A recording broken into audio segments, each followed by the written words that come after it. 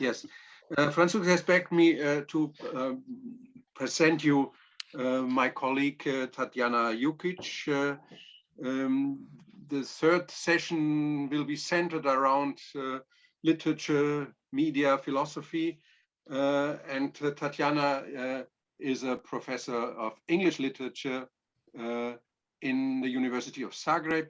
I have a long cooperation with the University of Zagreb, and I know Tatjana also since a couple of years. And the last time I mentioned that because it's important also for our workshop, I was her guest as a conference on capitalism as culture. And as far as I remember, I spoke on Schumpeter and Simmel. So this was a reason to invite Tatjana to our workshops. She teaches Victorian literature and arts, film studies, and she's the author of 2 books, Liking, Dislike, Supervision, Literature and the Visual in Victorian Britain, and Revolution and Melancholia. Also, this is a very interesting topic. She's currently completing a book on the invention of masochism in the 19th century. So I will give you the word, Tatjana, to start your moderation, and thank you for doing this job, and I hope we will cooperate also on this Rethinking Simmel project together. Thank you, Wolfgang. Thank you for your introduction, and it is my pleasure and privilege to be here and to chair the session. And you know, from what I can see, it will be a very lively session with a number of interesting topics. Our first session today. So good morning and good afternoon to you all. We have 3 speakers in this session, and I suggest that we first have the talks and then hold off the discussion until the talks are finished, because that was a very fruitful, there was a very fruitful discussion yesterday arranged in this way. And the first speaker in this session is Professor Miguel Vedda. Professor Vedda is full professor at the Faculty of Philosophy and Literature of the University of Buenos Aires, where he holds the chair in German literature. He's also principal researcher at the National Scientific and Technical Research Council. Also, he's currently the director of the Department of Literature of the Faculty of Philosophy and Literature in Buenos Aires. Only last year he published 2 books, one of them on Siegfried Kracauer and another one on literature and neoliberalism. And I would like to invite Professor Vedda to the floor. The title of his presentation today is Philosophy of Ruthlessness, the Young Siegfried Kracauer as a Critic of Georg Simmel. Professor Vedda, the floor is yours. Thank you very much for the presentation. Debo pedir disculpas, pero voy a presentar en español. Voy a compartir con ustedes una presentación con algunos pasajes que estaremos comentando, solamente para chequear que funcione correctamente. Francisco, ¿se está viendo allí una presentación en PowerPoint? ¿Sí? Perfecto. Buenos días a todos y a todas. Efectivamente voy a hablar acerca de Simmel, Kracauer, lector de Simmel, y parto de una afirmación muy conocida. Los lectores de la obra de Kracauer, madura y tardía, un corpus que abarca más de 4 décadas, sabrán que hay pocos autores en los cuales la condición de marginal tenga un papel tan fundamental. La identificación con el Außenseiter, con el marginal, es un lugar común de toda su obra desde mediados de la década de 1920. El concepto de extraterritorialidad, Exterritorialität, es fundamental en su obra ensayística, y los protagonistas de las dos novelas de Kracauer, Ginster y Georg, son la encarnación característica de esta figura del Außenseiter.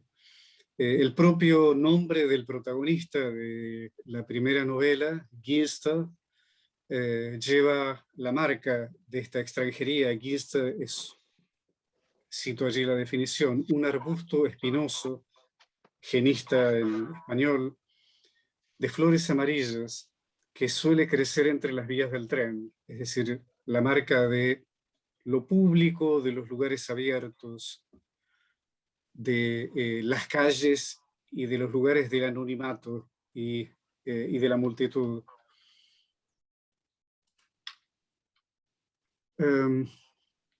Como ejemplo característico podría mencionarse el protagonista de El viaje al fin de la noche de Céline, un personaje que presenta muchas semejanzas con el Ginster de Kracauer. En la reseña que dedicó a Viaje al fin de la noche, dice Kracauer, a propósito del protagonista de la novela: Robinson es el pobre diablo, la criatura sufriente de nuestro tiempo. Su sinceridad es la del pobre, del outsider, que no tiene nada que perder. El cinismo es el arma con la que se hace escuchar. Creo que hay un micrófono abierto allí. Algo similar podría decirse de los autores y de los personajes afines a Kracauer, aquellos con los que más directamente se identifica. Erasmo, figura central del libro póstumo de Kracauer, Offenbach, Kafka, el vagabundo de Chaplin, Buster Keaton, el Schweig de Hašek, el libro de 1937 de Kracauer sobre Offenbach está entrañablemente vinculado con la problemática de la exclusión y de la condición de outsider. La definición que da Enzo Traverso del Offenbach como una metáfora del exilio da una imagen bastante precisa del eje de esta obra. ¿Se está viendo cómo cambian las diapositivas o hay alguna dificultad en ese punto? Se ve perfectamente. Bien. En el último libro de Kracauer sobre teoría de la historia, las últimas cosas antes de las últimas, la condición de outsider, de Außenseiter, es inclusive una condición fundamental para el historiador. Todos los grandes historiadores, propone Kracauer, han sido exiliados. Cito allí una declaración característica del libro: el verdadero modo de existencia del exiliado es el del extranjero, de manera que puede ver su existencia anterior con los ojos de alguien que no es de la casa. Y así como es libre para salir de la cultura que le era propia, es lo suficientemente independiente para introducirse en la mentalidad del pueblo extranjero en cuyo seno está viviendo. Hay grandes historiadores que deben buena parte de su grandeza al hecho de que eran expatriados. En una carta a Leo Löwenthal del 27 de octubre del 58, dice Kracauer que la vida de los vagabundos es la única existencia auténtica. Y podríamos también recordar la reseña que dedica Benjamin a Die Angestellten, a los empleados de Kracauer. Benjamin define al autor como un marginal, Außenseiter, que se encuentra ahí como un solitario, un descontento, no un líder, no un fundador, sino un aguafiestas. Igualmente fuerte es en Kracauer desde mediados de la década de 1920 la crítica de la idolatría de la comunidad. Podrían citarse muchos ejemplos, cito una reseña Philosophie der Gemeinschaft, filosofía de la comunidad, de 1924.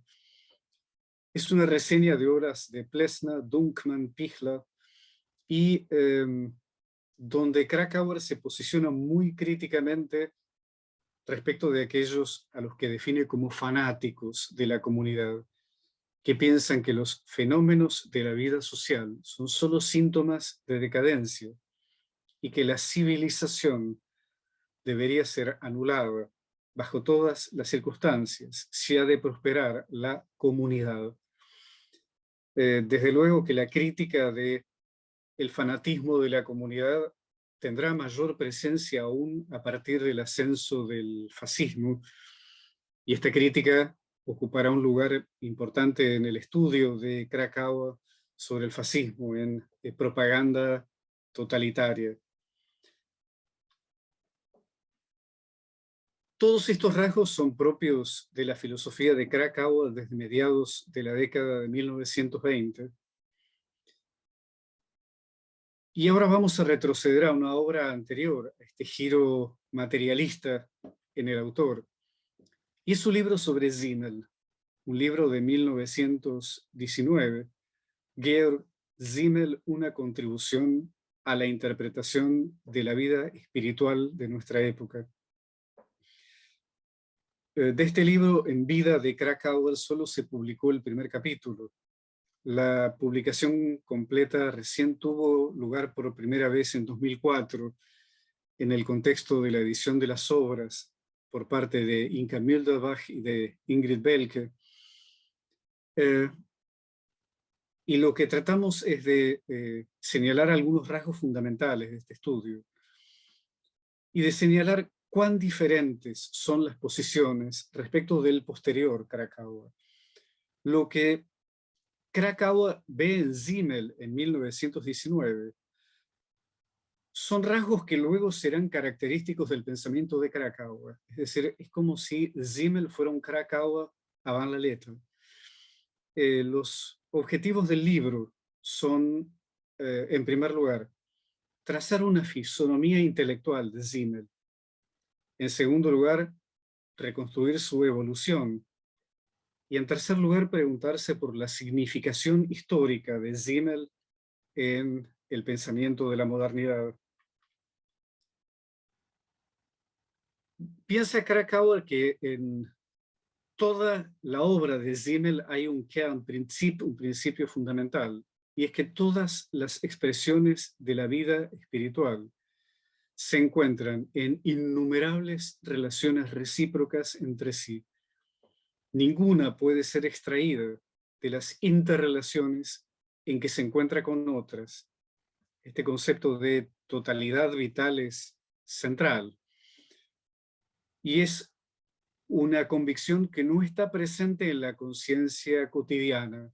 Las personas no tienen conciencia sobre la conexión de los seres humanos, los acontecimientos o las cosas con la totalidad de la vida, este concepto que Kracauer subraya como central en Simmel.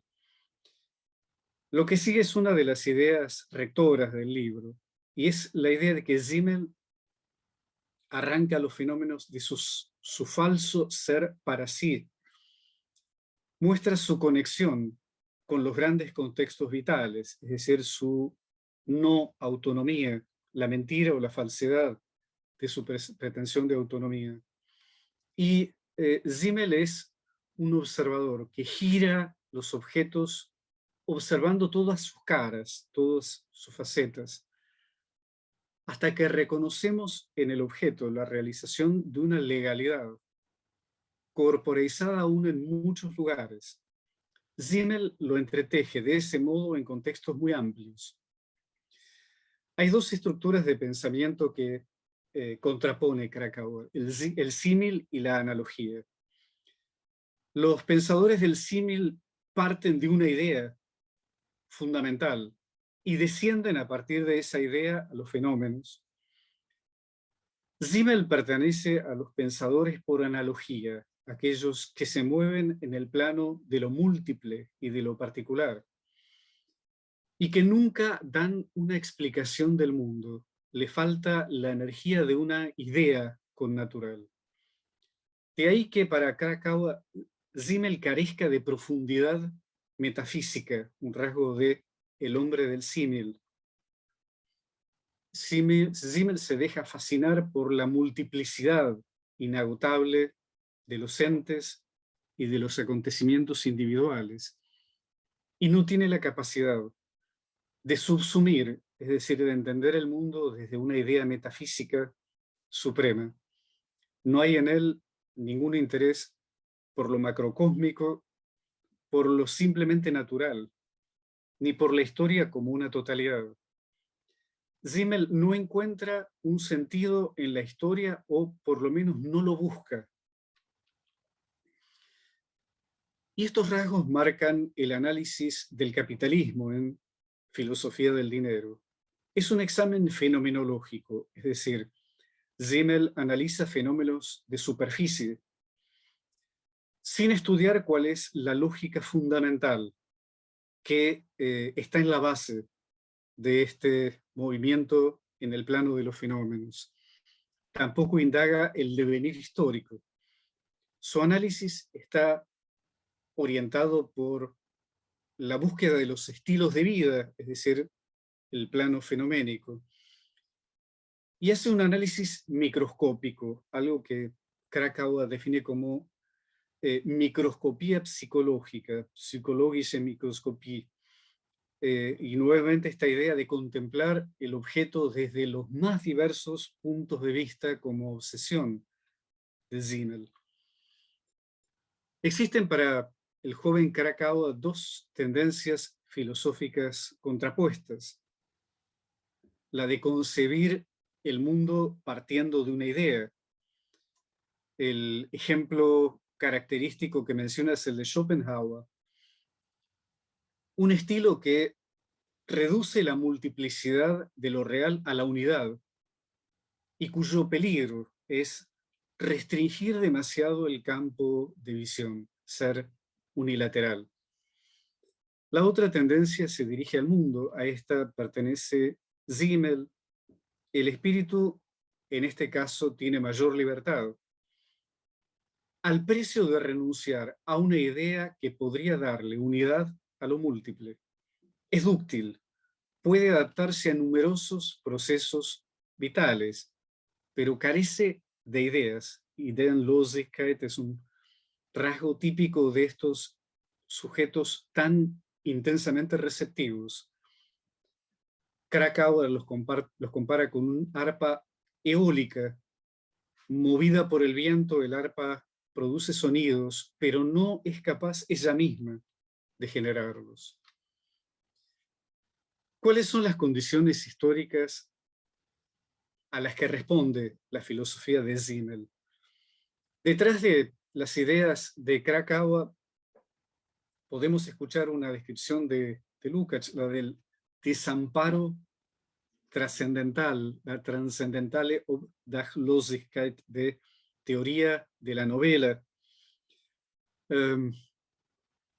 Un tratado escrito en 1914, 1915, pero que Kracauer iba a reseñar un año más tarde de escribir este estudio sobre Simmel. Las ideas son muy afines. El joven Jukić, el joven Kracauer, lamentan el relativismo ético e intelectual de su época. Y Kracauer señala que la filosofía de Simmel, que pertenece a estas coordenadas históricas, está marcada totalmente por el desarraigo. En varias horas de su vida, dice Kracauer, debe de haberse visto asaltado por una suerte de horror vacui, por una suerte de nostalgia del alma por la tierra firme y el límite, por un cielo redondeado sobre él. De allí la definición de Simmel, vinculada con el análisis del capitalismo que aparece en Filosofía del Dinero. El capitalismo no es un sistema económico en Simmel, sino una constitución global, una Gesamtverfassung.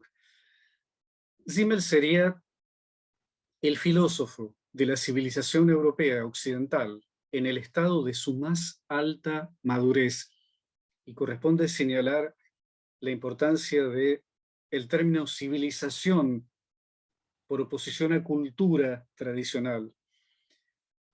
La filosofía de Simmel refleja la desaparición de la comunidad, algo que el autor de este estudio lamenta. Los hombres auténticos poseen una comunidad íntima de pensamiento, voluntad, sentir, comparten las convicciones valorativas y los deseos más altos.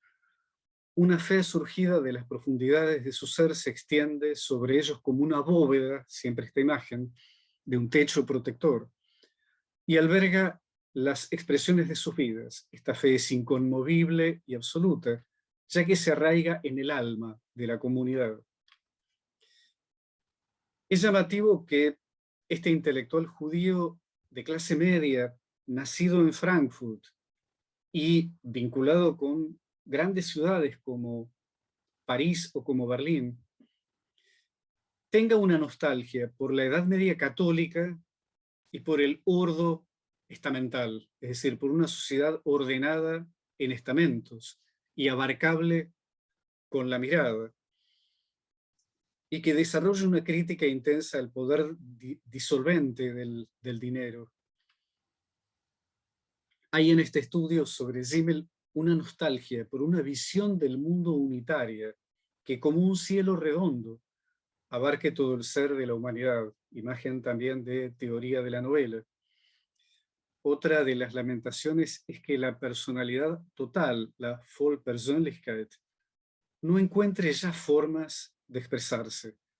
Los hombres viven disociados en lugar de confluir. Los puentes entre ellos han sido derribados. De aquí que se subraya también otro lugar común del pensamiento de Simmel, y es la modernidad como época de la hegemonía del intelecto y del triunfo de la individualidad, Individualität, sobre la personalidad. Su yo se convierte para él, Simmel, en centro. Él se empeña en salir de la comunidad en lugar de dejarse abrazar por ella. Simmel estaría marcado por el relativismo, la identificación con diversidad de objetos, con la multiplicidad, sin reducirlos a esquemas abstractos. La contracara es que Simmel no tiene una personalidad intelectual sólida. Es un sociólogo que examina las posiciones de las personalidades más diversas, pero que no tiene él mismo una personalidad sólida, no tiene un ethos. De allí que el punto culminante del estudio sea la identificación de Simmel con un peregrino, con un wanderer. Es tal vez el aspecto más llamativo de todo el estudio, porque aquello que critica el joven Kracauer en Simmel es justamente lo que constituirá más adelante su identidad, la condición de Außenseiter o de Wanderer. Hay un pasaje que es una suerte de silueta y de síntesis de la figura de Simmel. Dice lo siguiente: un hombre recorre callejuelas oscuras desde muchas ventanas. Las luces brillan y le hacen señas, es decir, el hombre de la calle, el hombre de la multitud en términos de Poe. Él se apresura a entrar.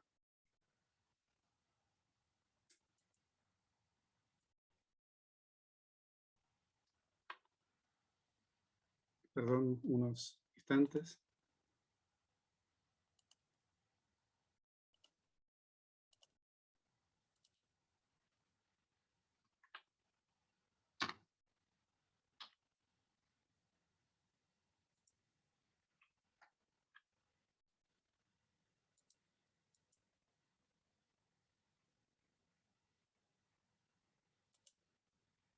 Voy a leer el pasaje porque hay alguna dificultad para compartir.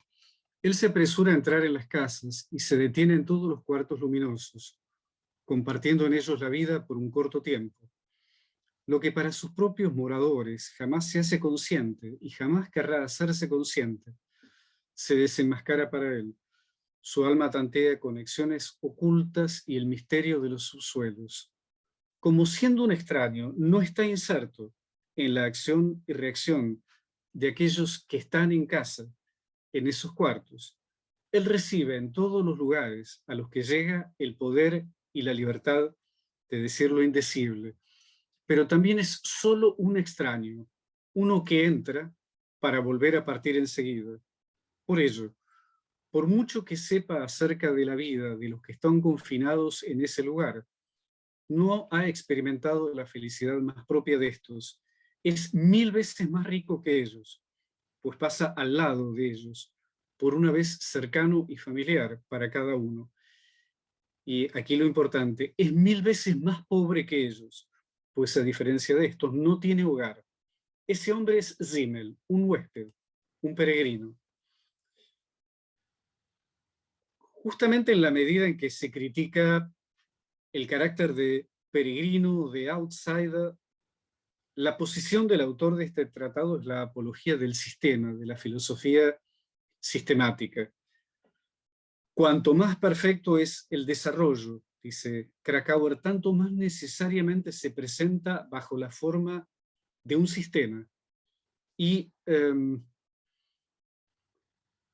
un cuestionamiento de Simmel como ensayista, justamente, dice que las obras de Simmel no reflejan el resultado, sino el proceso del pensar, en vista de que la búsqueda de la verdad es para él más que la posesión de la verdad. Hay varios aspectos llamativos aquí. El primero es que, desde luego, la obra madura de Kracauer está fuertemente identificada con la figura del ensayista. Y pensamos en grandes definiciones de la figura del ensayista, como la de el joven Jukić en El alma y las formas, o más atrás en el tiempo, definiciones como la de Montaigne. El ensayista es aquel que tantea, que no conoce el camino y que considera que el camino es mucho más importante que la meta. Justamente esto es lo que cuestiona en Kracauer en Simmel, es decir, alguien para el cual el proceso es más importante que el resultado. Una anticipación con media década de distancia de lo que en Kracauer, desde los grandes ensayos de mediados del 20 hasta el tratado póstumo sobre la historia, será un motivo fundamental. Recuerdo allí un pasaje muy conocido de Historia, el libro póstumo, donde justamente Kracauer dice que su recorrido, el del historiador, es como el de aquel que se pierde en el recorrido y que nunca arriba a la meta. Y se compara a sí mismo con Burckhardt, que se limitaba a caminar por los jardines y por el perívolos del templo, sin nunca entrar al templo del saber. Es decir, la identificación muy fuerte, no solo con el género ensayístico, sino con el ensayismo como método. Hasta aquí la presentación y muchas gracias por la atención y la paciencia.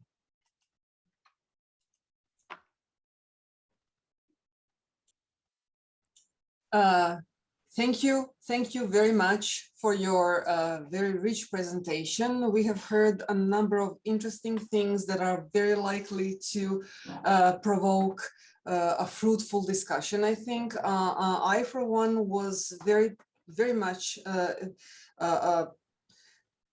provoked by how actually Kracauer's discourse, Kracauer's analysis of Simmel can be used as a kind of avenue into your mature Kracauer, how Simmel serves as a kind of prefiguration for what is only to emerge as Kracauer's thinking. So I will leave it for now, but I would certainly like to I would like to hear your thoughts on how Kracauer's analysis of Simmel actually paves the way to his future, Kracauer's future investment in cinema, because cinema is often tantamount to philosophy in Kracauer. So thank you very much, Professor Vedda. And at this point, I would like to introduce our second speaker in today's session, that is Professor Micaela Latini. And Professor Latini is Associate Professor of Aesthetics and German Culture at the University of Ferrara in Italy. She has written more than 200 articles in Italian, French, and German, as well as a number of books. One of them on Ernst Bloch, another one on Günther Anders, and very recently too on Thomas Bernhard. The title of her presentation today is The Movement and the Forms, Simmel as Interpreter of Rodin. And Professor Latini, the floor is yours.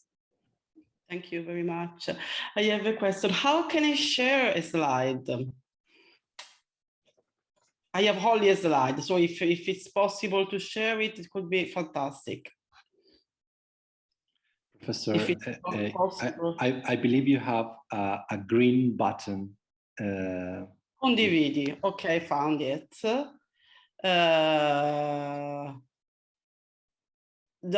Only one file, okay. Thanks. No, I'm not able. It's not important. Don't worry. Thanks anyway. I only to take my text. Yeah. Okay. The Forms and the Movement, Simmel, Interpreter of Rodin. This is the title of my talk. At first, I want to thank the organizers of this workshop, Rethinking Simmel on Culture, Modernity and Alienation, Professor Funk, Professor Varese-Como and Chicote. This has been a great opportunity for me to go back, so to rethink, to how authors whom I very much love, Georg Simmel and Rodin. I apologize if my English or rusty. If something is not clear, please ask me later in Italian, if possible. Anyway, in Simmel's work, aesthetic issues are approached from two complementary perspectives that is important to distinguish from the outset. According to the first standpoint, aesthetics is conceived as an autonomous sphere and an end in itself. Its embodiment is the work of art, separated from real life as a world apart. Regarding the state of affairs from a different point of view, however, the aesthetic dimension encroaches into the context of the social, on the threshold objects. This is the case with the reflection on the frame or on the jack. The example of Rodin undoubtedly falls within the first realm, and yet that dimension of, I quote, ceaseless coming and going that Simmel attributes to the French sculptor also places him in an eccentric position. We're just talking about the outsider, the outsider is an eccentric position. This means that Rodin represents for Simmel a perfect juncture between the process of isolation and the process of connection. Simmel first met Rodin in Paris in 1905, but before and after this date, he devoted some essays to him. Rodin's Plastik und die Geistesrichtung der Gegenwart, so Rodin's Sculpture and the Spiritual Direction of the Present, 1902, die Kunst Rodins und das Bewegungsmotiv in der Plastik, the art of Rodin and the motif of movement in sculpture, 1909, and the text simply entitled Rodin, 1917. I will not focus here on the differences between the three readings, but rather outline the essential points of Simmel's reading of Rodin's artistic work. The starting point is a question. Is it really possible to make movement in the most static art there is, so in sculpture? Simmel has an answer to that question, and the answer is Rodin, reflecting on the way in which Rodin deals with the challenge of kinematics in plastic in sculpture is for Simmel an opportunity to question not only the stasis movement per couple, but also those of being form contained art and life. Simmel was not only one of the first authors in Germany to publish some studies on Rodin's work, but also to venture a metaphysical interpretation of the art of the man who achieved, quote, the first principled departure from the pattern of antiquity, end quote. Certainly, a concept, a motive circulates centrally and recurrently in his reading, on which the poet Rilke had already insisted: life, movement, or even the soul. But let us begin from the start. For Simmel, to speak of Rodin means to deal with a kind of art that he himself called antiquated, but within this dusty dimension. Rodin's art is nevertheless a significant exception. Rodin's sculpture is out of time, is timeless, impatient, and in this characteristic lies all its originality. Simmel is clear-cut.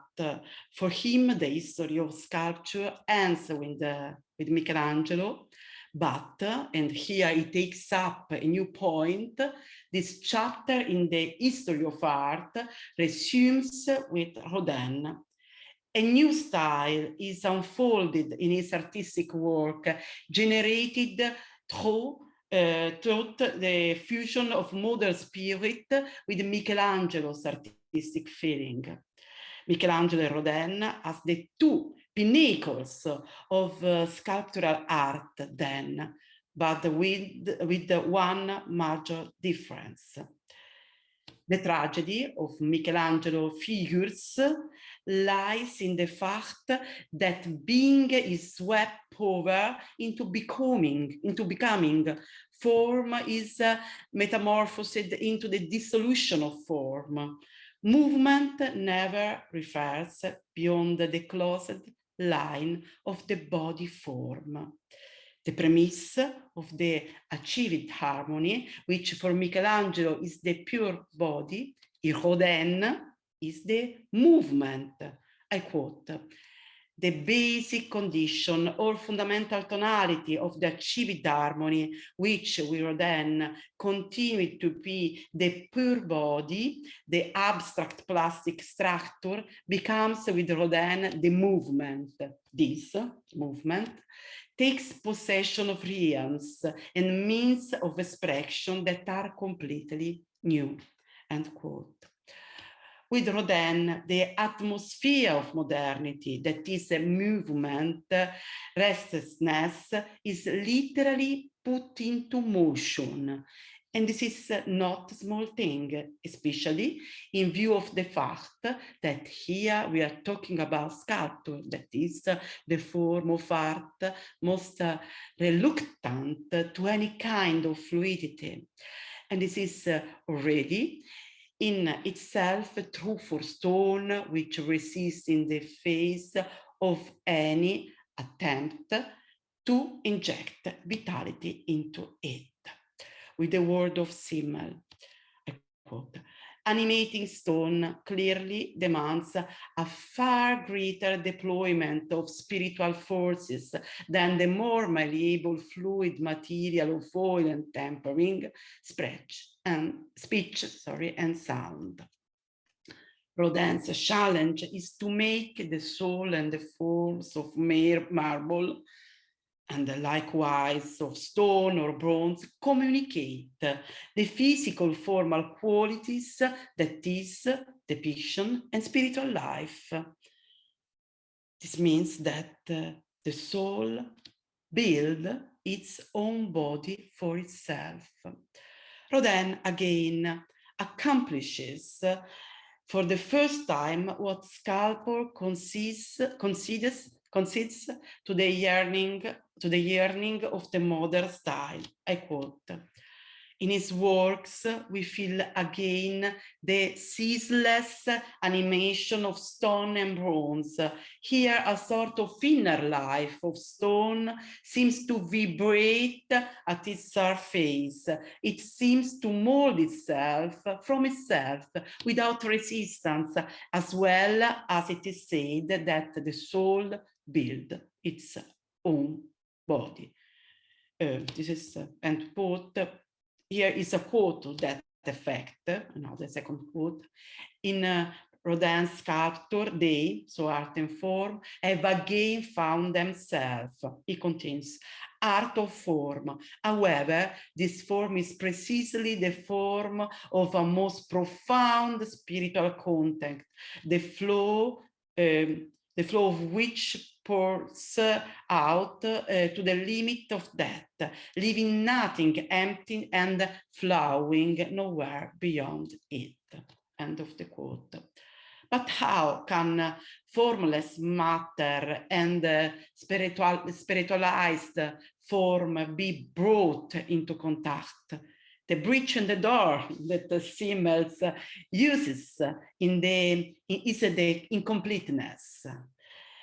The bridge and door that following Simmel, Rodin uses is the incompleteness. Rodin's sculptures are incomplete. Through the apparent incompleteness, Rodin simultaneously makes the relationship between matter and form persuasive. I quote, "The figure, which seems only at this instant to be untethered, so emancipated from the store, enhances the tension between the formless and the heavy matter, and the spiritualized form up to the strongest sensation, a tension which it should render. The finished figure, without this heavy triginous residue in its background, will not find the same spirituality and freedom." End of the quote. According to Simmel, the imagination is prompted to accomplish itself what is unfinished, to release from the stone the figure that is still hidden in the stone. The interplay between a work and final effect is located without us, and so that effect becomes distant, and that distance between the self and the things is needed by modernity, by modern man. The figure remains within the stone as an internal image that is situated on the threshold. But in this effect, in Michelangelo, was produced by impediment. In Rodin, it is sought and desired. Hence, the movement of this work.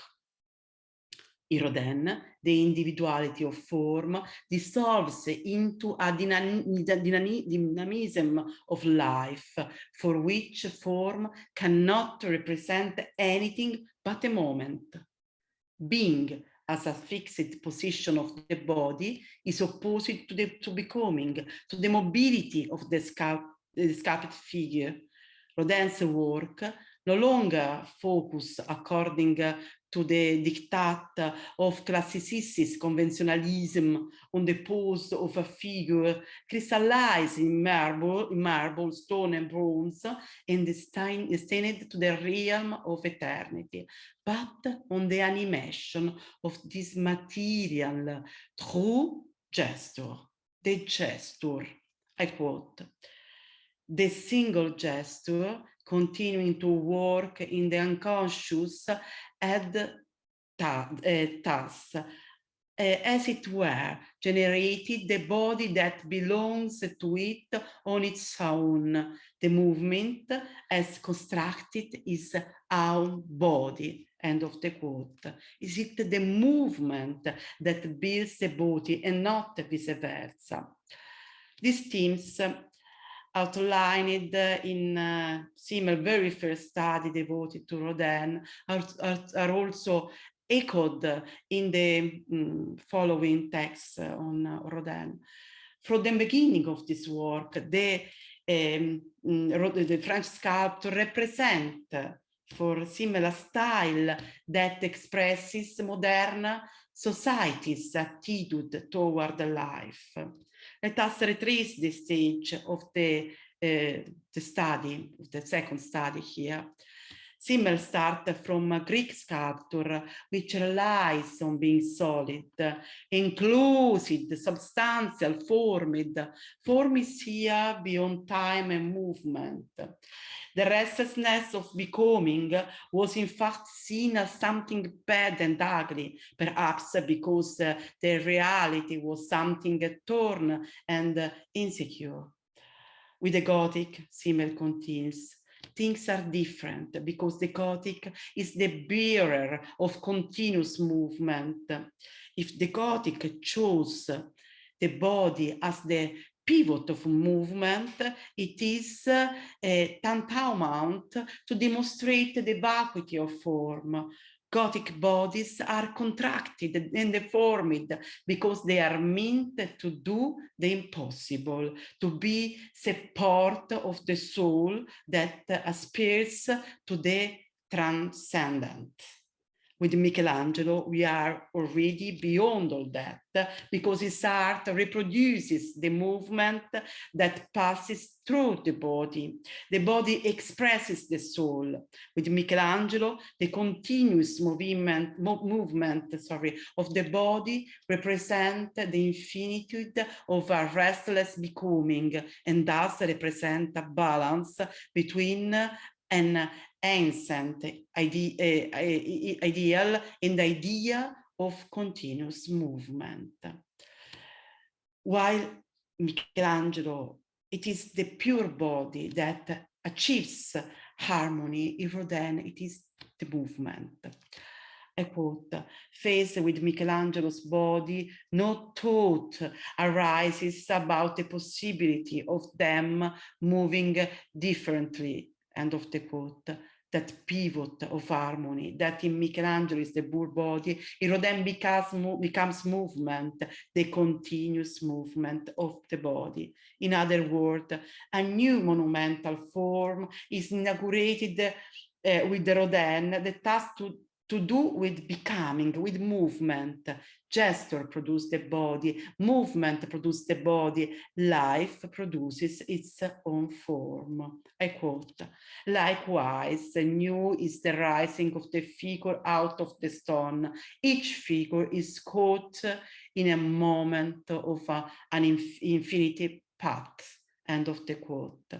This means that the chosen movement does not eliminate the other, but recalls the other movement.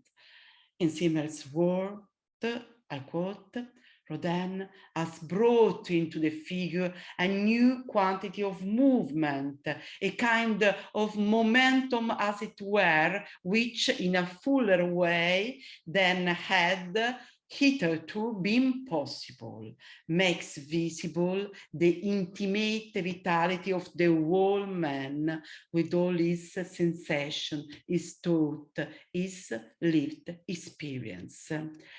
The viewer stands in front of the unfinished and sets going the imagination to bring to its conclusion what is unfinished.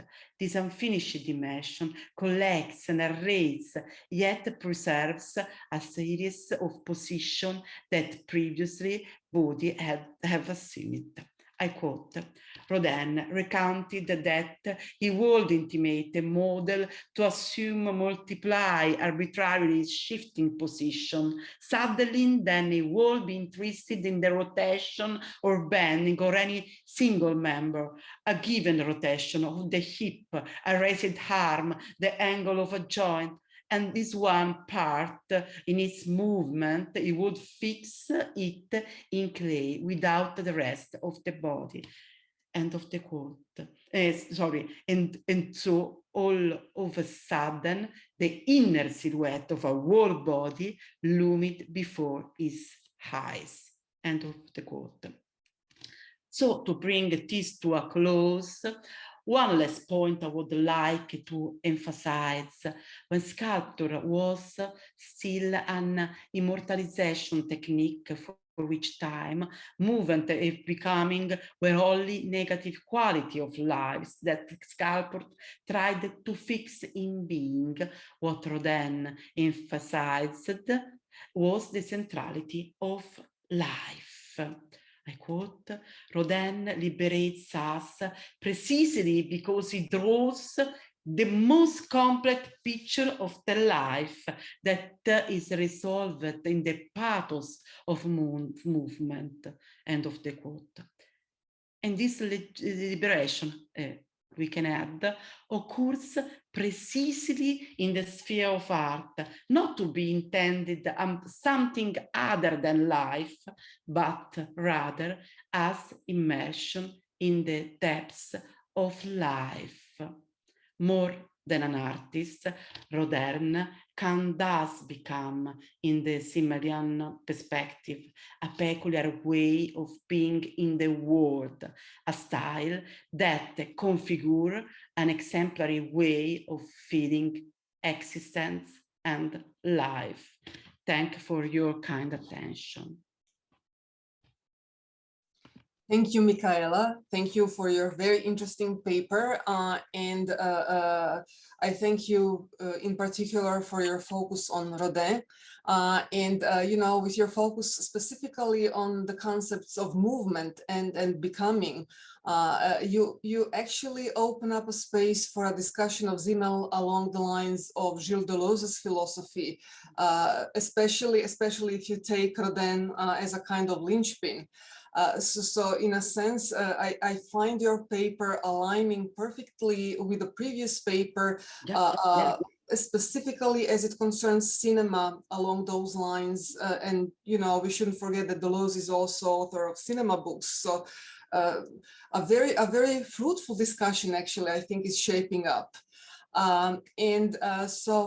Finally, our third speaker and final speaker in this session today is one of our organizers, and I think we need to thank him also for the wonderful job that he did in co-organizing the thing, the symposium itself.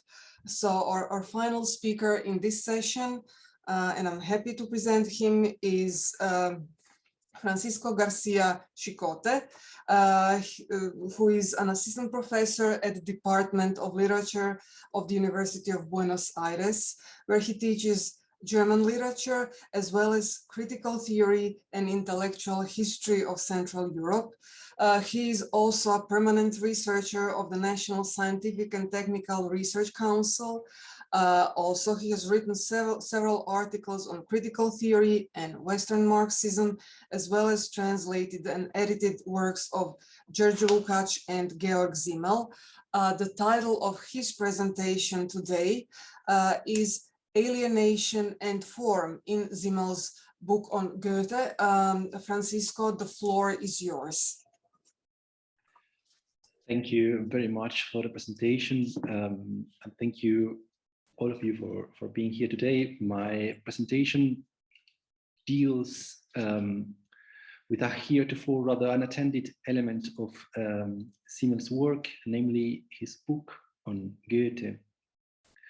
And the title is, as Professor Tatjana Jukić said, Alienation and Form in Simmel's book on Goethe.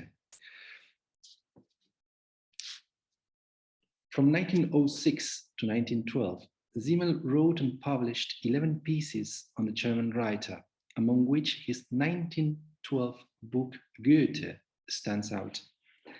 The insufficient attention that these texts have so far attracted is at odds not only with the so-called Simmel Renaissance, but also with the philosopher's own judgments. In March 1912, at the time when he was finishing the book, Simmel wrote to Elisabeth Förster Nietzsche that his book, that his Goethe, dealt with, quote, very difficult and, to me, decisive problems, end of quote. Simmel keeps quiet about what exactly is difficult and decisive, yet an assumption can be made. During the 19th and early 20th centuries, biographies of artists flourished in a conspicuously depoliticized German intellectuality. On the one hand, art was supposedly the only sphere of existence in which a meaningful life could be attained. On the other, biographicism put into play an allegedly intuitive, non-rational set of cognitive approaches that enabled an insight into the soul of the person for which such art had been possible, and thus gave a meaningful account of it. Wilhelm Dilthey crowned this belief with his conception of biography as both a work of art and an element of science. Already in his 1946 work on biography, Jan Romain set out the somewhat general thesis that, I quote, every time when human beings begin to doubt, that is, when old values stagger and new ones must still be forged, is the biographical domain specially vivid, end of quote. By acknowledging a problematic aspect of the relationship between meaning and life, German biographicism is no exception to this principle. It gives account, albeit in a very sublimated manner, of the core aspect of modernity, namely its transitional and alienated character. Certainly, Simmel's text lacks the narrative structure usually displayed in the 19th century biographicism. However, his writing belongs to that subspecies which Helmut Scheuer has identified as biographical essayism, namely a fragmentary, meandrus-like, sometimes purposely contradictory reflection on the conditions of a meaningful life and work in the case of a given historical individual. Dilthey's 1910 and Friedrich Gundolf's 1916 essays on Goethe are, although significantly different, noteworthy examples of biographical essayism. During the decade following its publication, Simmel's Goethe was praised by those disciples and readers who would later bring about what is usually known as critical theory. Both the young Jukić, Kracauer, and eventually Benjamin compared the book with other essays and acclaimed the critical strength that lay beneath its form. Benjamin, for example, contended, quote, that the most valuable clues to a future dialectical representation of Goethe, end of quote, were to be found in Simmel's essay. None of them, however, gave away any reasons or details for the positive opinions. Neither the book nor its peripheral essays played any significant role for the Simmel studies in the last 4 decades. Referring to this lack of interest, Georg Bohlenbeck said in 2005 that, quote, even the Simmel Renaissance has so far profited little from the Simmelian Goethe, end of quote. In the last few years, two studies did tackle the book, but have nonetheless been distrustful about its importance, both philologically and philosophically. Eva Goilen, for instance, emphasizes on the contradictions and contingencies within the argumentative structure of Goethe, of the book Goethe, and understands them as a proof for its methodological fiasco. Quote, Simmel's interpretation fails to sail around the cliffs of contingency and sinks to the bottom, end of quote. Whereas Goilen mistrusts Simmel's essay on account of its contradictory connections, Wilhelm Voskamp highlights only its idealistic metaphysical traces and reduces the book to the quintessence of Simmel's sociology of art from a perspective of the philosophy of life. According to Voskamp, the book expresses, quote, that cultural revolutionary tendency that came up with a radical aesthetical solution to the problems of modernity, end quote. Accordingly, Voskamp links Simmel's interpretation to those of the reactionary and elitist Georg circle. Thus is the book on Goethe either reduced to a mere expression of a reactionary aestheticism displayed by the anti-plebeian, anti-democratic and aristocratic German intellectual circles of the beginning of the 20th century, or discarded for its internal incoherence. It should not come as a surprise then when Ingo Meyer, who also interpreted the book as an expression of Simmel's philosophy of art, has recently stated that this text, quote, has little to offer for sociology, end of quote. With the exception of Jukić, Kracauer's, and Benjamin's certainly too concise references, no sociocritical analysis has indeed been made on Simmel's biographical essay on Goethe. No study has addressed, at least to our knowledge so far, neither the essayistic form of Simmel's text, its condition of being a biographical essay, nor its connection with the philosopher's reflections on modernity.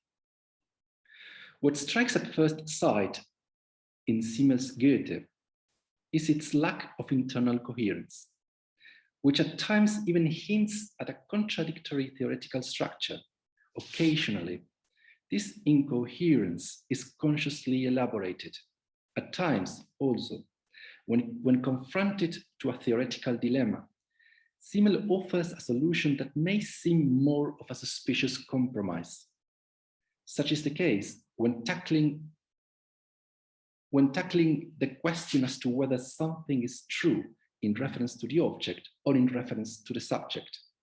He is epistemologically loyal to the prevailing subjectivism of his generation when he opts for the latter option.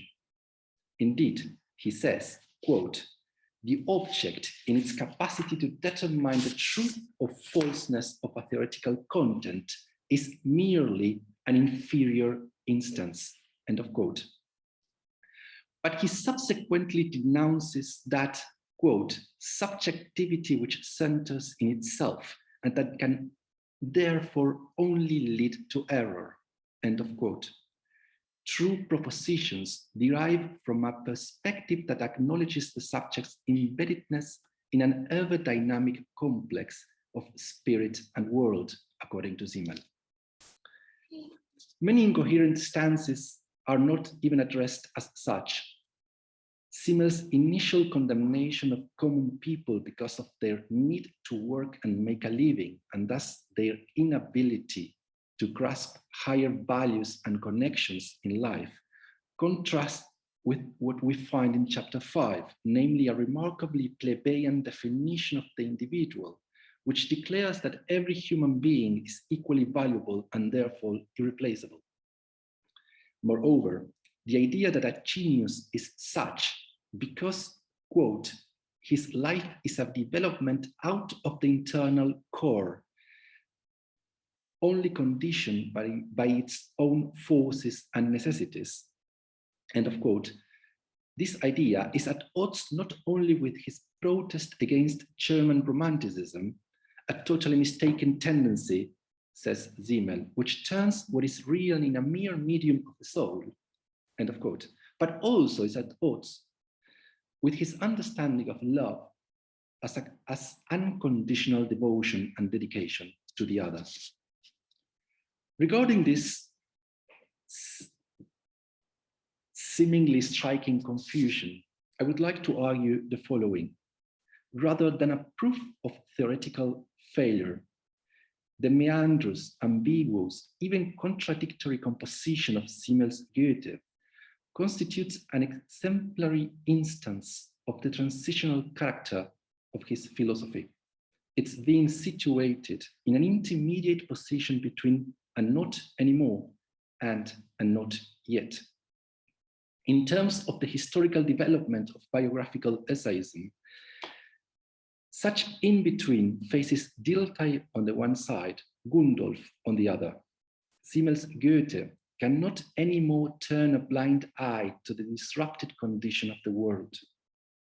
Thus, it differs from Dilthey's canonical essay in abandoning the claim of Germany as a harmonious terrain in which the poet could have forged a presumed unity of subject and object.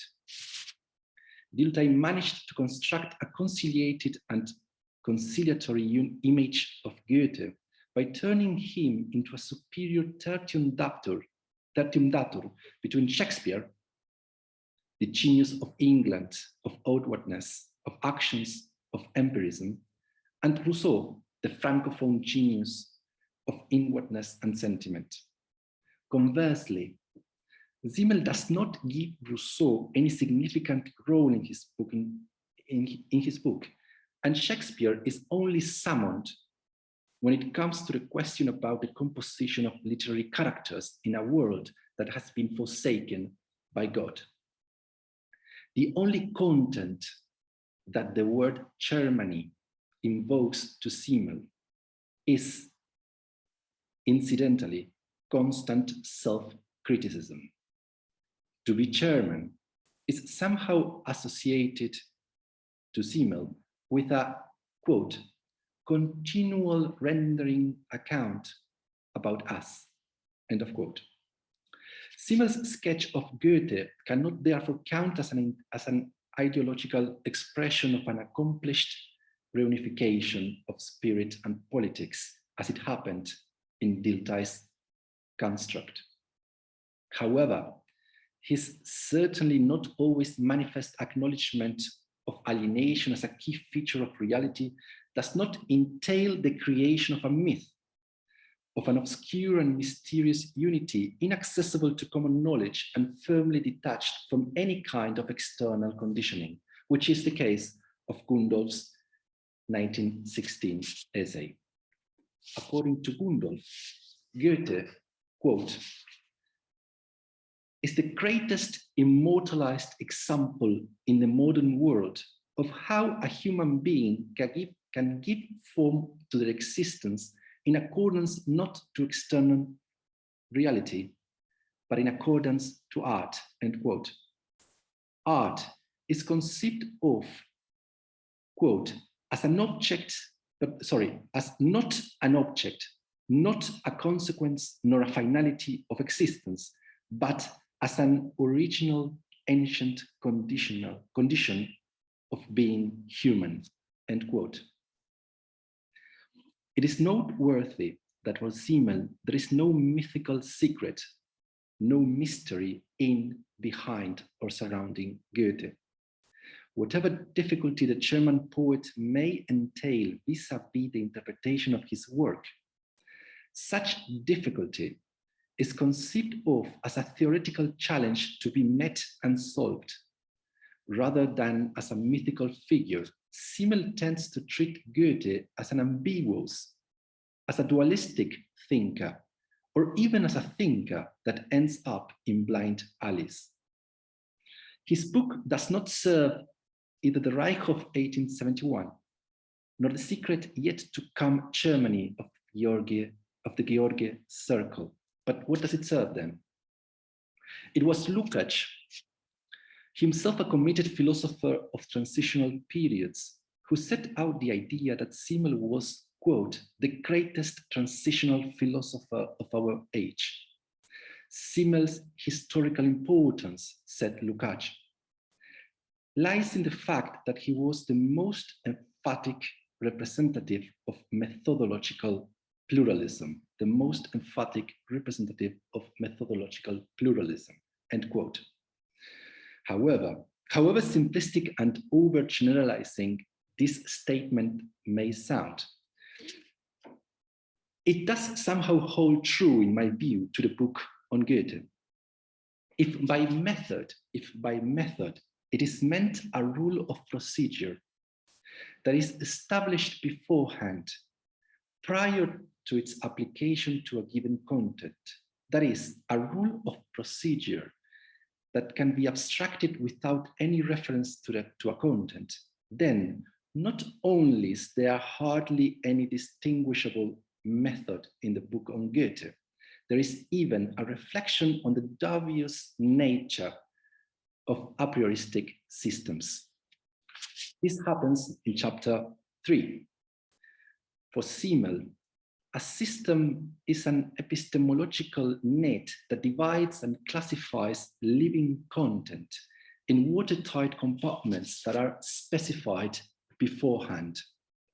These compartments display a logically coherent architecture by which contents are given not only a form that is alien to them, but also relationships that they originally did not possess.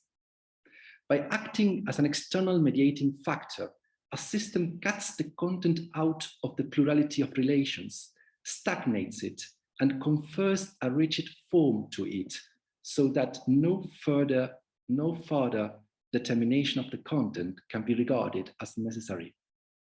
A system produces knowledge once and for all. It is, quote, something finished, closed, well-rounded, a fixed form out of fixed forms, end of quote. Simmel's critical notion of systems resembles those of Lukács and Adorno's. It does lack the socio-critical element it gains in the younger generation, that is, the thesis that systematic behavior may be considered as ethical and epistemological expressions of bourgeois alienation. But it agrees with Lukács and Adorno on one decisive point. A priori procedures end up volatilizing the object and its procedural, ever-changing, and multilateral essence.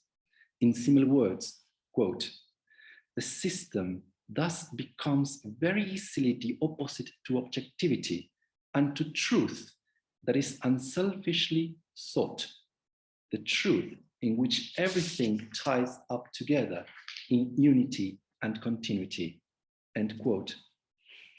We learn later that Goethe is, according to Simmel, an example of probing, exploratory, provisional knowledge.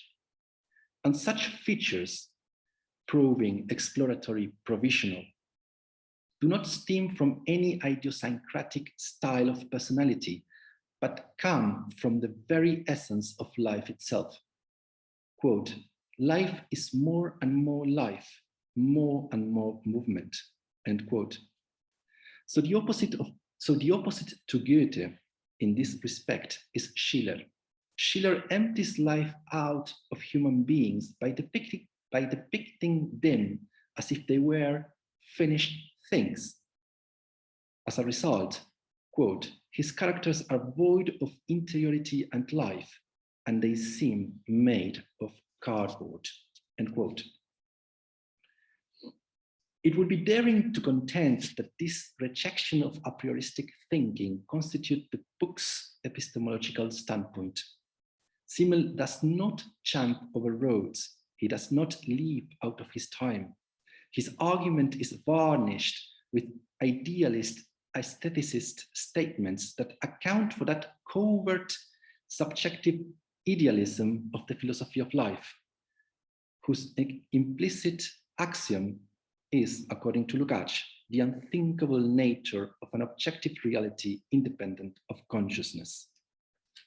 However, it can be argued that much of the confusion caused by the structure of the essay disappears once we notice a subtle yet pervasive attitude, a probing, exploratory approach that ends up making a case for, if you allow me, the priority of the object. Even at the risk of sounding schematic and thus straitjacketing a movement that is meant to defy restraints, it can be argued that this probing attitude works as follows. Be the case in point truth, art, the individual, or gender relationships. Simmel sets out defending a subjectivist stance, analyzes this stance until he comes across with a core of arbitrariness, repudiates such core by naming it mere subjectivity, a subjectivity that leads either to falseness, violence, sexism, naturalism, romanticism, or tragedy, and finally starts walking the way out, or rather a higher way, that is a path for which the starting point would be a question such as the following.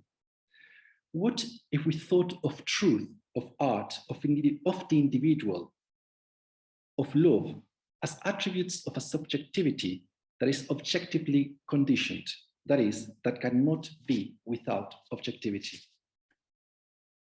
This subtle yet probing exploratory attitude is at play, for instance, when it comes to the relationship between individual and knowledge. I mentioned earlier that Simmel sets out in chapter 1, making a case for the extraordinary quality of the genius, for whom external reality constitutes no conditioning factor to his existence and his doing. Accordingly, it is precisely this detachment from life, from the objective realm, what guarantees true knowledge. Unlike the worker and the bourgeois, both submerged in the world of things, the genius accords no decisive value to the object and knows according to his own inner law.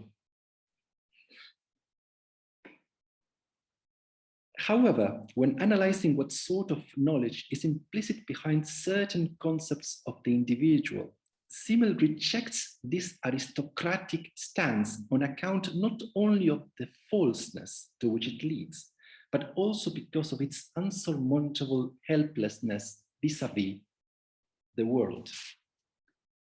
This is the both frivolous and tragic fate of German Romanticism, according to Simmel.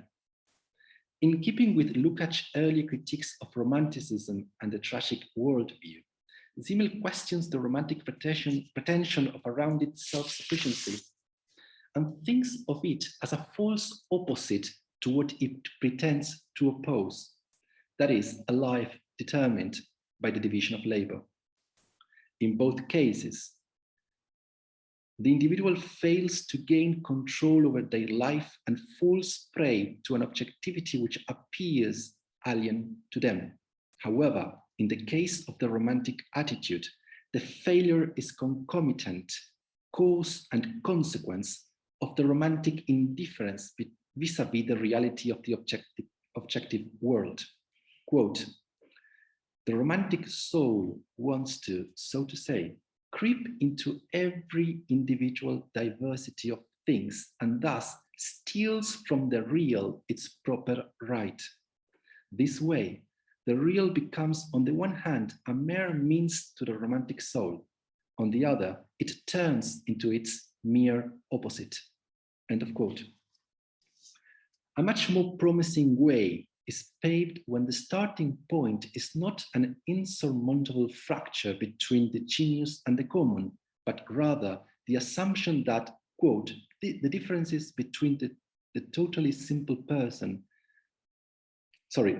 but rather the assumption that the differences between human beings are insignificant. And, quote, Not even between the genius and the totally simple person is there a really essential rift, end of quote.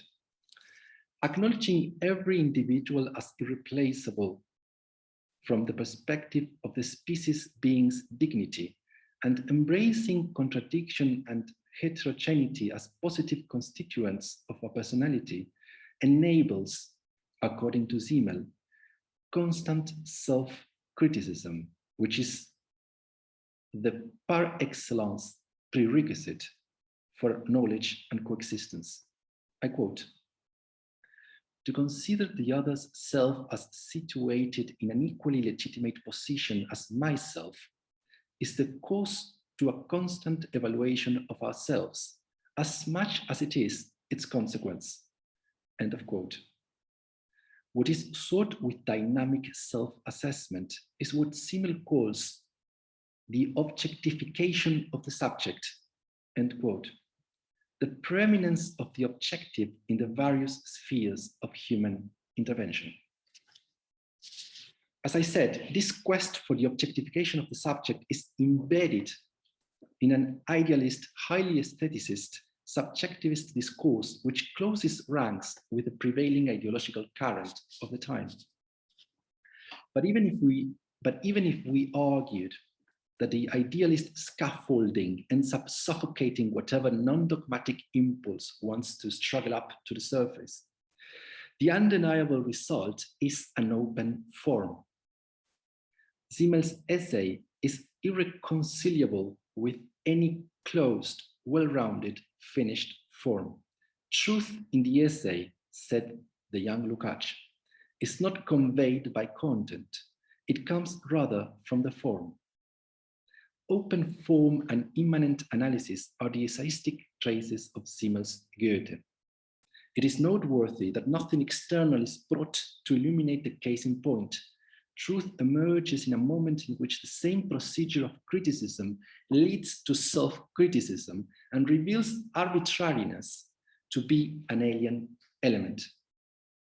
The young Jukić had said, in relation to the essay as a form of criticism, that, quote, "When something has become problematic, then salvation can only come from accentuating the problems to the maximum degree, from going radically to its roots," end quote. Whether this has something to do with what Benjamin might have meant when he said that Simmel's essay contained the most valuable clues to a future dialectical presentation of Goethe remains and will remain uncertain.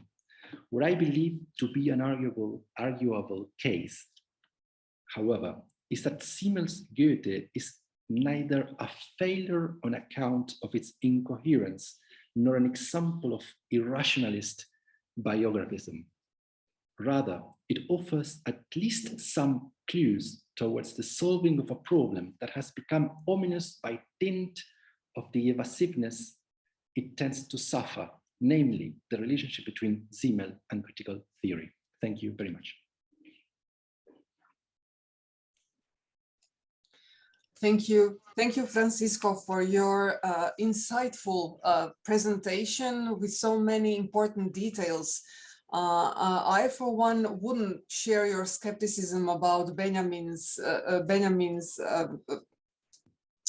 appreciation of Simmel's Goethe. I think it's actually a fascinating provocation to further thinking the fact that Simmel's Goethe could provide you with a serviceable instrument, a clue for dialectics. I think that is certainly something that is worth considering.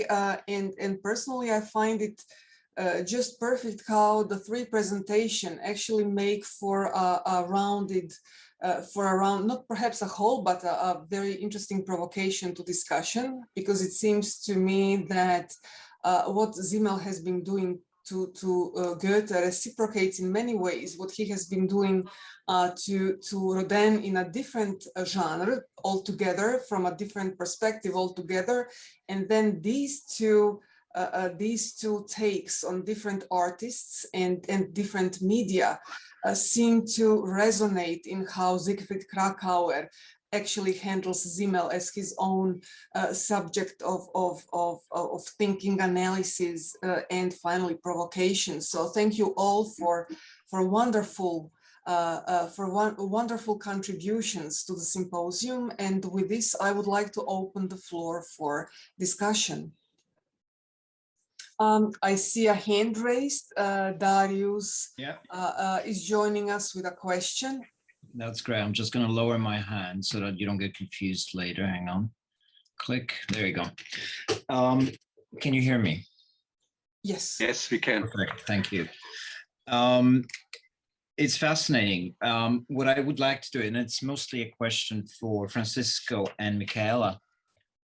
What I would like to do is I would like to push you a little bit on this idea that was already expressed, as you rightly pointed out, Francisco, by young Jukić, where the way to read Simmel, not only on Rodin or on Goethe, but most of his work is to pay attention specifically to the form and not the content.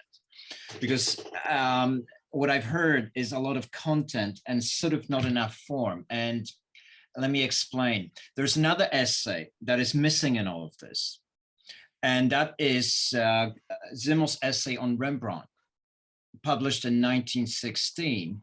It's probably, I think, its last major publication, where all of these things actually come together, where the piece on Rodin comes together, where the piece of Goethe comes together. Actually, his entire philosophy of history comes together, which is based on the idea of arrested motion, of breaking out of continuity of things. And he actually analyzes Rembrandt, and especially his portraiture, as a visual completeness of an entire life's biography in one image, right? So this is, again, typical Simmel, who is always looking for a compositional form. And in fact, Simmel could be argued, his entire methodology is a sort of a compositional methodology that always tries to join stark opposites and sort of lift forms out of life that then he says will be representative of that life better than the continuity of life itself, better than history, better than biography, because it will become something, a moment that is, you know, we have to sort of find the language for it, a moment that is giving us access to a deeper sense of life and reality that the continuity of life itself doesn't give us. He says the same thing in the essay on the idea of adventure, which I'll discuss later in the afternoon session. So what I'd like to push you actually is, have you considered the connection between Rodin and Goethe in light of that essay, which actually is a very important essay because it's published 2 years before his death. So it really, it could actually be, and it's a book-length essay. So it's really sort of a representative of Simmel's overall philosophy of life that brings in the aesthetic and the artistic and the representative individuality and his own take on various issues. So I'll stop there. Thank you.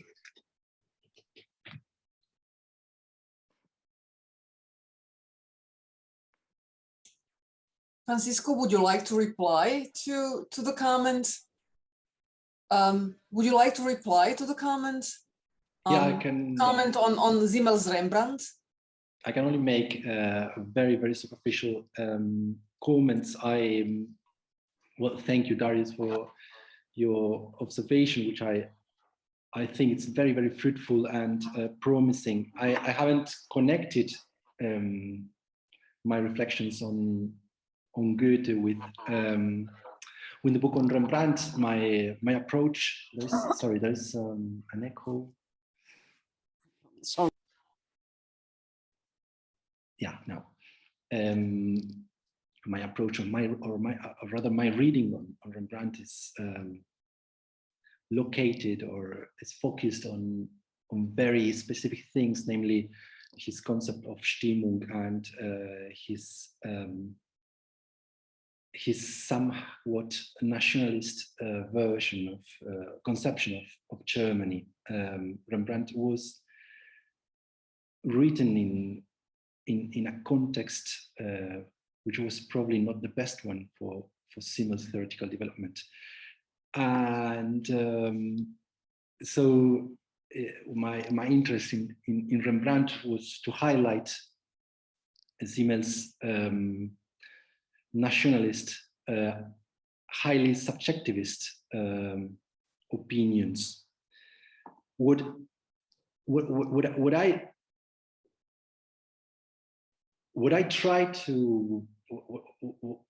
interests me the most, or what I find very, very interesting, at least to me, when it comes to Simmel, is this struggle that I've tried to make clear in my presentation between this attitude, this essayistic attitude that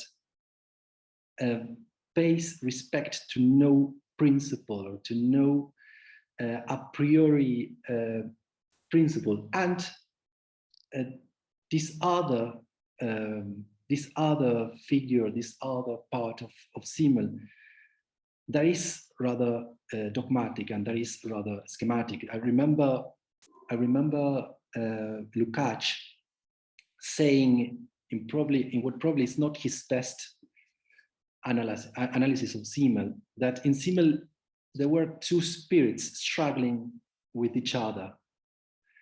And I think this is quite clear in Goethe, and also in essays that, in my view, I repeat, a very limited view, are more problematic, like the Rembrandt. There is this struggle is, as you mentioned, Darius, is seen in the form, not in the content.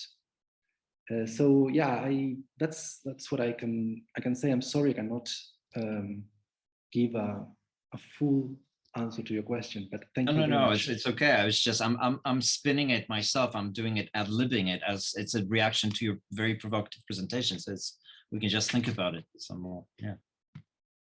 Thank you. Okay, thank you for this part of the discussion. Of course, assuming that we can separate that easily form and content to begin with, but that's a whole different question then. But Wolfgang is also joining us with a question. I will try to continue the discussion form content. We know that from the idealistic aesthetic, from Hegel's theory, for example. But I have the impression that when Simmel, also the early Lukács in Lélekes Formák, in the soul and the form, speaks about form, he does mean something other. Not only in a pure aesthetical category, there are, okay, in art pieces, there's a content and a form, but form is something that is related to the subject.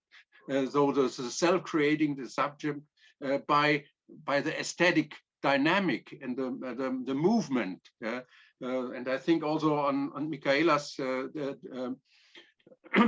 paper, this question was very important, the connection between dynamic and form, a dynamic form that is related to the life of a genius or more or less genius subject. And I have also a question to Miguel. I can put it also in Spanish.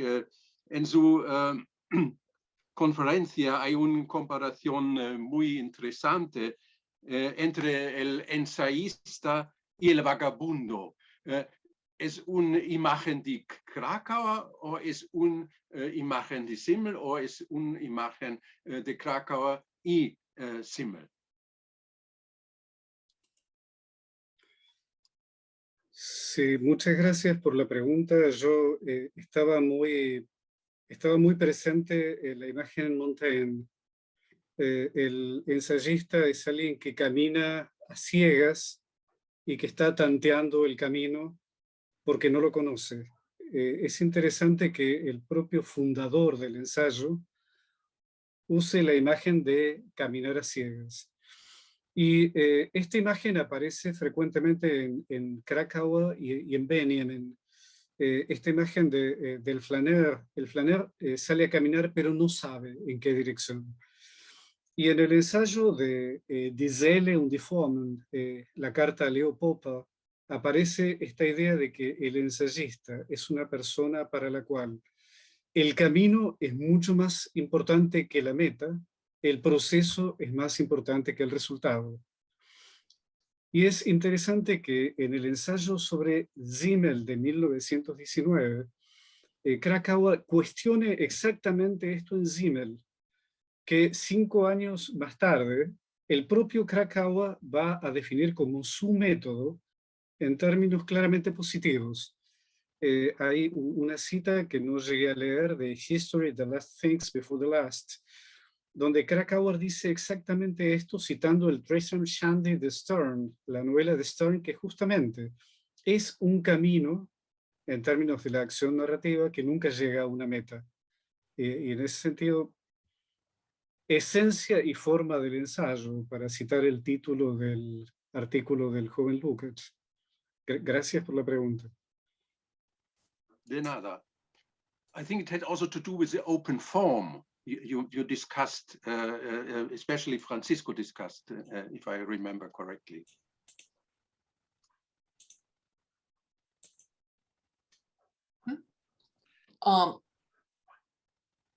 Francisco, would you like to reply to this one? Yeah, just to say yes.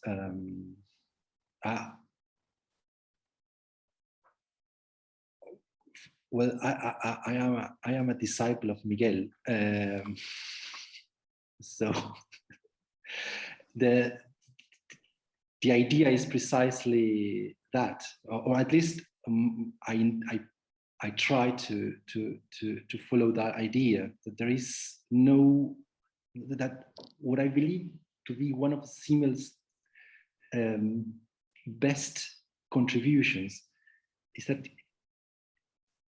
he, at times, or in what I believe his best books, what I believe are his best books, he's ready, or he's able, or he's willing to go out of his pre-established principles and just find what he finds. No? Ich nehme mein Gut, wo ich es finde. No?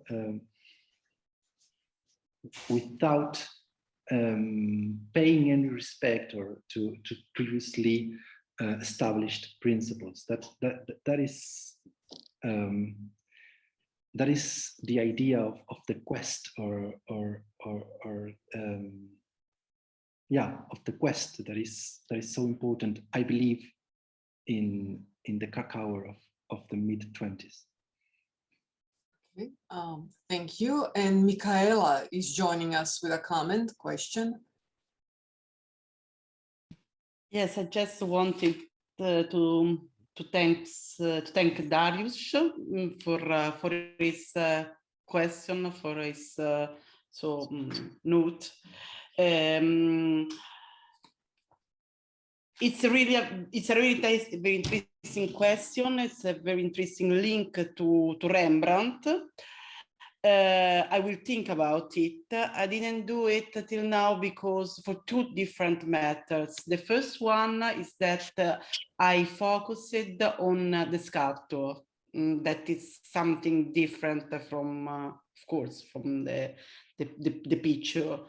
The second one is that I'm going to edit in a few months recollection books with the 4 essays on Rodin, and they are Rilke, Simmel, Kastner, who is also an important author for Lukács, and the last one is Günther Anders, that is an important author in my research. So it was anyway for me an occasion an opportunity to read and to find the connection between these authors. So regarding the French sculptor Rodin. And also Kracauer and Simmel. This is also, of course, a very interesting theme. There is also there are also the writing by Kracauer on the cities, le riflessioni sulla città.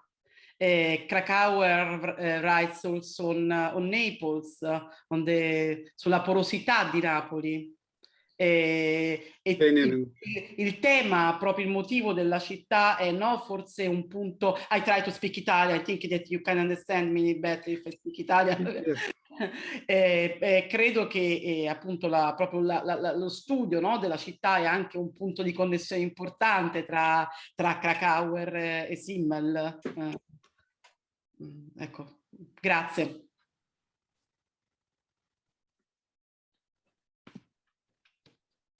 Miguel, would you like to respond to this little comment on the cities and the interest it holds for both authors? Yeah, the reflection on cities is very important in Simmel, in Kracauer, in Benjamin, and the reflection on film is a very interesting point. I think that theory of film is a rather weak book. The Marseille books, for instance, are deeper, more provocative. But there is an important point when Kracauer speaks about the photographical approach. This approach, says Kracauer, requires a self-estrangement. The photographer must look at the object with the gaze of someone totally external to it. This is explained from a scene from Le Côté des Guermantes in Proust. This one in which Marcel meets the grandmother, and she suddenly appears to him as a stranger, like a photograph of the grandmother and not the grandmother herself. The photographer is marked by alienation and melancholy, as Kracauer says immediately after.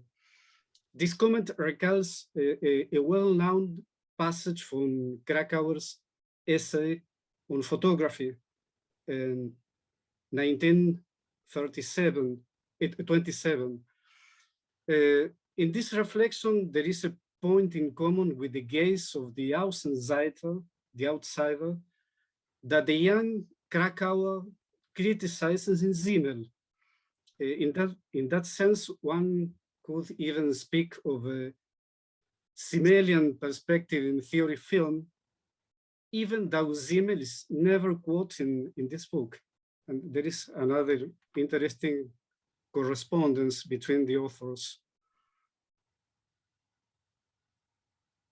Thank you very much for this. And actually, I would like to ask you all if you. This is a provocation more than a question. Would you say that Simmel constitutes in many ways an attempt to displace or redress the question of aesthetics in philosophy in favor of something else?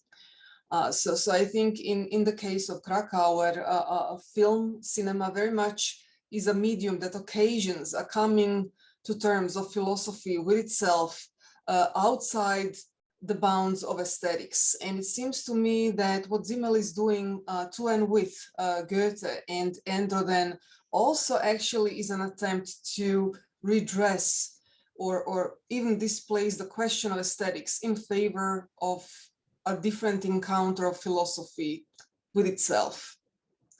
So do you have any thoughts on that? Specifically as the sublime, and that is also an issue that came up yesterday, the sublime is in a way out of the picture in favor, I'd say, of melancholia. And that then applies to Benjamin as well. So would you care, and as I say, this is a provocation that concerns all three presentations.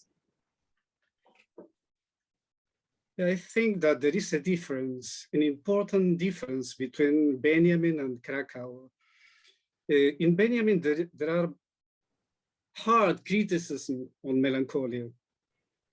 For instance, the essay linke Melancholie, left-wing melancholy.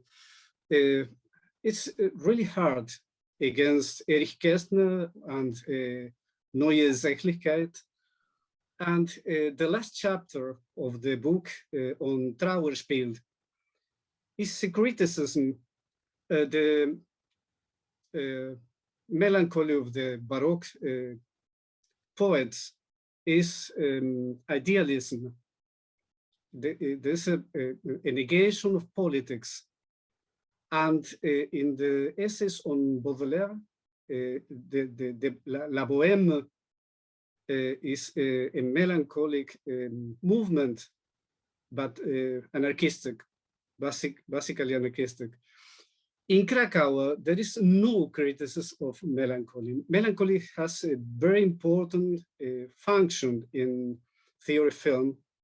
And in the essays of the 20s and the 30s, there is no criticism on this disposition. This is very radical, Kracauer, in his identification with melancholy, with a melancholical approach. I think that there is this difference between these two, these thinkers. Thank you.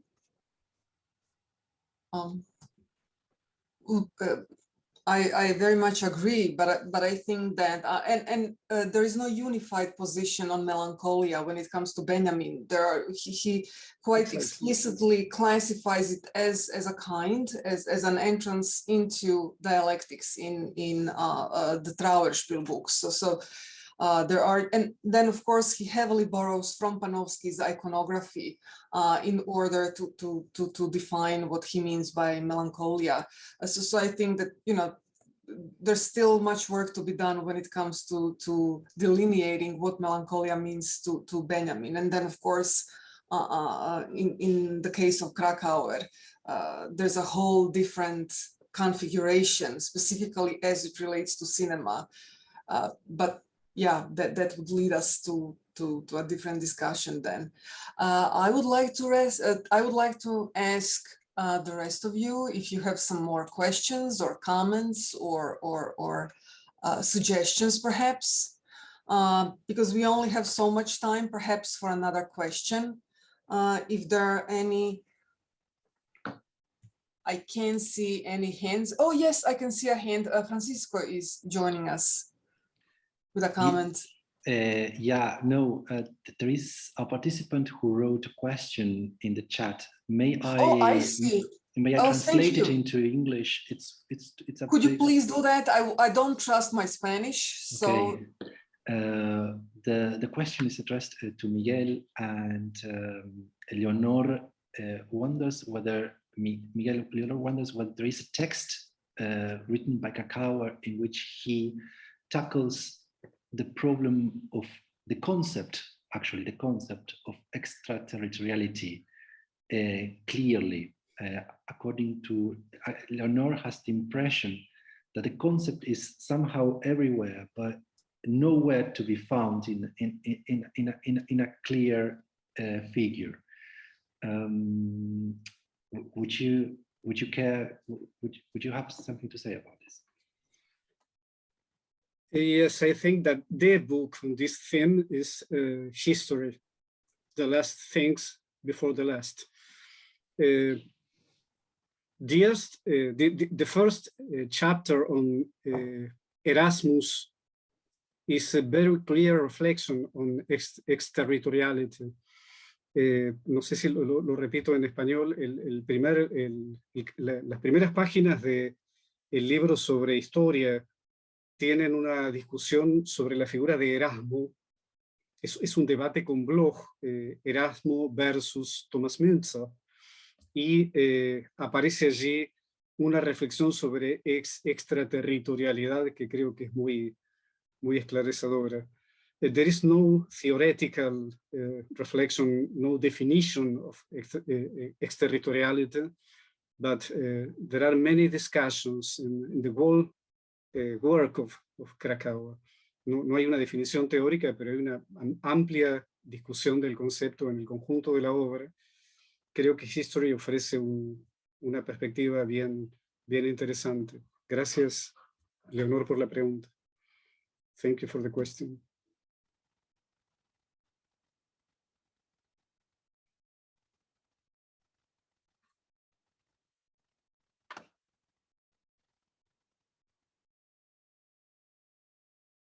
Okay, I can see no other hands raised or questions to be asked. So thank you all for most insightful papers and presentations, and thank you to the discussants for such a rich discussion.